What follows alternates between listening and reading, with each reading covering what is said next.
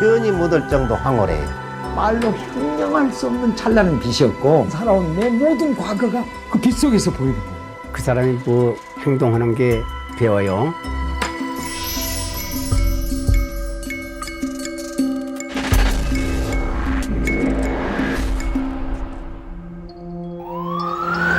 여러분은 자신이 죽고 난 뒤 또 다른 세계가 기다리고 있다고 생각하십니까?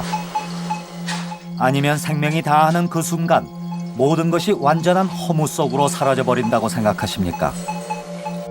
우리가 찾아간 사람은 안양에 사는 이경순 씨였습니다. 1971년 겨울 지방의 한 병원에서 이른바 임사체험을 했다고 합니다. 매일 하루에 3번씩 맞던 페니실린인데 그날따라 맞자마자 3분 만에 절명을 한 거죠.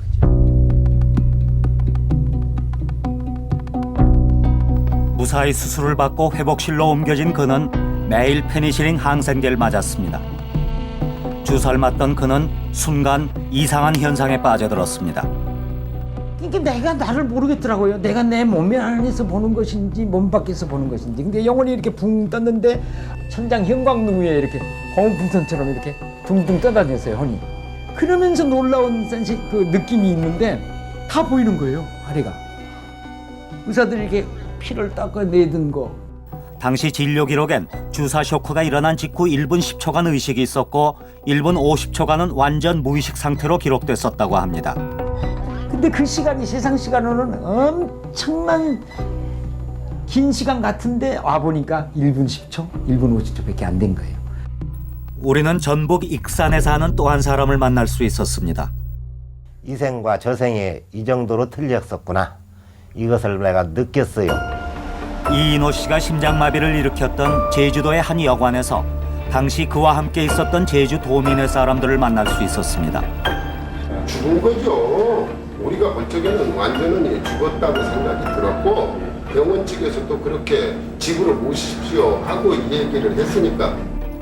사고가 있었던 날 아침 이 씨는 갑자기 가슴에 통증을 호소하면서 여관방에서 쓰러졌다고 합니다. 심장이 멈춘 것은 병원에 도착한 지 10분이 지나서였습니다. 이인호 씨 같은 경우에는 토탈 4번 심장마비가 왔어요. 심폐소생술에도 불구하고 언제 완전히 심장이 멈춰버릴지 알 수 없는 상황이었다고 합니다. 1시간 이상을 심폐소생술을 시행했기 때문에 힘들겠다 거의 생각하죠. 그러나 이상하게 살아났다. 의사들은 당시처럼 위급한 상황에서 생명을 건질 수 있었던 것은 매우 드문 일이었다고 했습니다. 그러나 이 씨의 경우 정확히 사망 상태는 아니었으며 그가 어떤 체험을 기억한다면 그 또한 당시 뇌가 미약하나마 어느 정도 활동하고 있었다는 하나의 증거라고 했습니다. 심폐소생술을 하고 있었기 때문에 뇌 기능이 있었는 걸로 봐야 되겠죠. 어느 정도 의식이 가버린 건 아닌 걸로 생각이 듭니다. 경기도 포천에 사는 이정욱 씨는 아주 오래전 자신에게 일어났던 이상한 체험을 기억하고 있습니다. 그것은 6.25 때였는데 당시 마을에 장티푸스 전염병이 돌기 시작해서 급기야 이 씨에게도 그 병마가 덮쳐왔다고 합니다. 발병한 지 일주일째 되던 어느 날 그는 아주 이상한 현상을 체험했다고 합니다. 천장에서 내리다 보니까 나라는 게 죽어가지고서 이 허연 혼이불을 부모님들이 덮어놓으셨더라고. 그는 놀랍게도 자신이 천장 높이까지 떠서 방바닥에 얼굴까지 혼이불에 덮여있는 자신의 시신을 마치 제3자처럼 내려다보고 있었다는 것입니다. 그거 볼 때도 이상해요. 이 방이고 부엌이면 간이 막혔는데 집윗사람이 부엌에서 뭐 하는 게 또 되더라고. 여기 천장에서 볼 수가 없잖아. 그렇죠. 응? 예, 방이 막혔는데 예, 벽이 막혀 있어요. 여기 비더라고. 예. 또한 마치 벽을 투시하듯이 부엌에서 일하고 있는 아내의 모습도 또렷하게 보였다는 것입니다. 페니실린 쇼크를 받았던 이경순 씨 역시도 공중에 떠서 비슷한 체험을 했다고 합니다. 여기 의사가 서 있는데 그냥 뚫어요. 내가 의사를 뚫고 내가 내 얼굴 앞에 가까이 가서 죽었네. 의사들 간호원 손이 내 얼굴을 가렸는데 뚫고 내 얼굴이 보이는 거예요. 사람들도 피키라 소리도 않고 그냥 통과하고.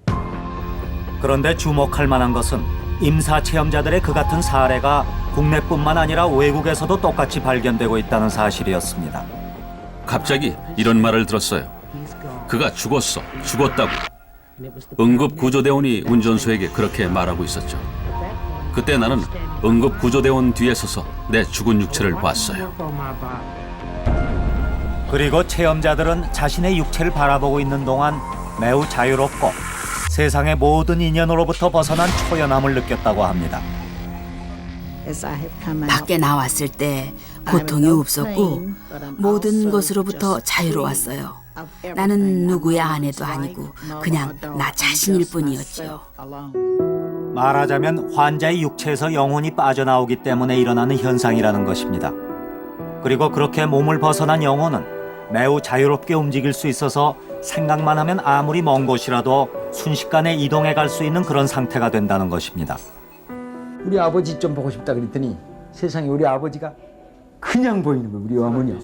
왜? 우리 아버지 어머님이 말씀하시는 것도 다 보이는데 나랑 11가마니를 7년 전에 가져갔는데 안 갚았다는 거예요. 올해도 안 갚으면 논을 그렇게 논이라도 잡자 하는 얘기를 했습니까? 그랬더니 저희 아버님이 얼굴이 빨개지면서 우리 어머니하고 어떻게 네가 그걸 아느냐. 귀신이 고갈 노릇이라는 거예요. 대부분의 체험자들이 나중에 깨어나서 정말 유체 이탈 상태에서 자신이 본 것이 사실인지 확인해 보게 되는데 결과는 모두 그 장면들이 엄연히 존재했던 객관적인 사실들임이 확인된다는 것입니다. 이 암흑 세계로 들어가더라고요. 근데 다만 첫머리는 깜깜하더니 밝은 세상을 가기로 들으니까 표현이 못할 정도 황홀해요. 그림자도 없어. 앞뒤를 다 볼 수가 있는 거야.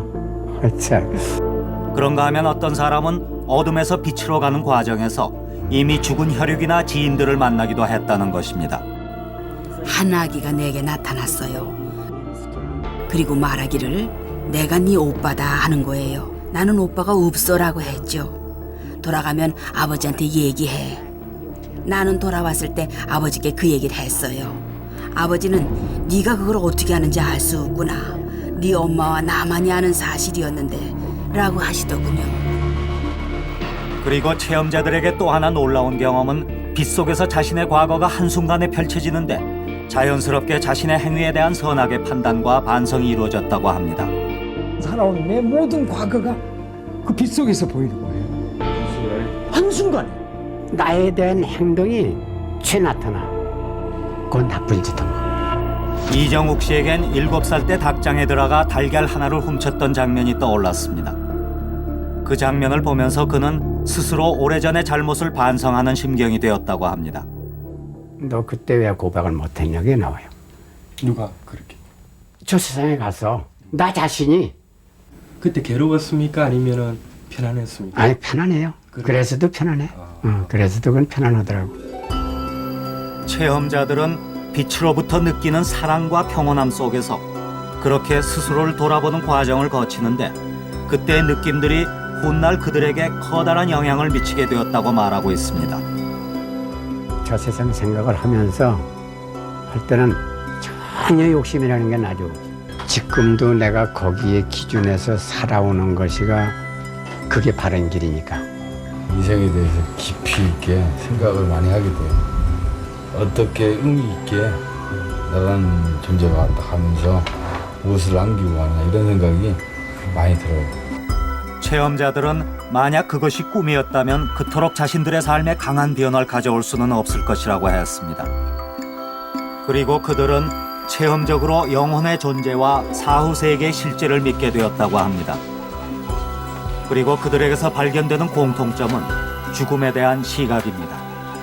죽음은 모든 것의 끝이 아니라 또 다른 시작이며 그래서 죽음에 대해 아무런 두려움도 갖지 않게 되었다는 것입니다. 할아버지는 이제 죽는다는 걸 어떻게 생각하세요? 네? 죽는다는 거죠. 좋죠. 좋아요. 때가 되면 그냥 그 이상 더 바랄 게 없죠. 하여튼 때가 되면 가는 건 난 지금 원하거든요. 근데 그렇게 되질 않네요.